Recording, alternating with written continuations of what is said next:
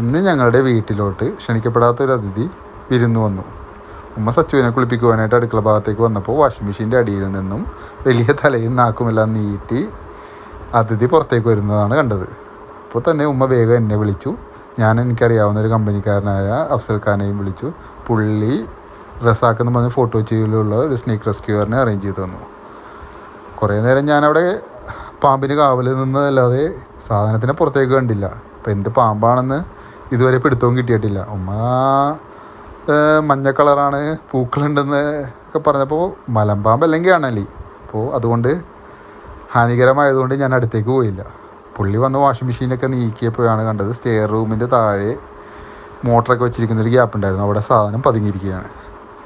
പുള്ളി സാധനത്തിനെ പിടിക്കാൻ പഠിച്ച പണി 18 നോക്കിയപ്പോൾ നേരെ ഈ കാണുന്ന മതിൽ ചാടി അപ്പുറത്തെ കോമ്പൗണ്ടിലോട്ട് ആ ഗ്യാപ്പിൻ്റെ ഇടയിൽ കൂടി സാധനം പുറത്തേക്ക് വന്നു. പിന്നെ കാണുന്ന അതിഭയാനകമായ സംഘടന രംഗങ്ങളാണ് ഈ കണ്ടുകൊണ്ടിരിക്കുന്നത്. എന്തായാലും റസാക്ക അടിപൊളിയായിരുന്നു. ഈ സൈസുള്ള പാമ്പിനെ ചാടിക്കടിക്കാൻ വന്ന വരവ് വേണ്ട, സൈസുള്ള പാമ്പിനെ പുള്ളി അടിപൊളിയായി കീപ്പെടുത്തി പുള്ളി പിടിച്ചു കൊണ്ടുപോയിട്ടുണ്ട്. എന്തായാലും ഞാൻ പുള്ളിയുടെ നമ്പർ കൊടുത്തേക്കാം. അപ്പോൾ ഫോർട്ട് കൊച്ചി, മട്ടാഞ്ചേരി, ചുള്ളിക്കൽ, തോപ്പുംപടിയൊക്കെ ഭാഗത്തുള്ള എന്തെങ്കിലും പാമ്പിൻ്റെ ശല്യം ഉണ്ടായാൽ 24 hours സർവീസ് ആണെന്നാണ് പറഞ്ഞത്. ഫ്രീ ആണ്. അപ്പോൾ പുള്ളി സഹായിക്കും. അപ്പോൾ വിളിച്ചോളൂ. എന്തെങ്കിലും ആവശ്യമുണ്ടെങ്കിൽ പുള്ളിയുടെ നമ്പർ ഞാൻ താഴെ മെൻഷൻ ചെയ്യുന്നുണ്ട് കേട്ടോ. അപ്പോൾ പരിസര ഭാഗങ്ങളെല്ലാം വൃത്തിയാക്കി സൂക്ഷിക്കുക. കാരണം അത്യാവശ്യം നീറ്റായി കിടന്നതുകൊണ്ട് മാത്രം ഞങ്ങൾക്ക് അവിടെ ഇത് കണ്ടപ്പോൾ തന്നെ അറിയാൻ പറ്റി.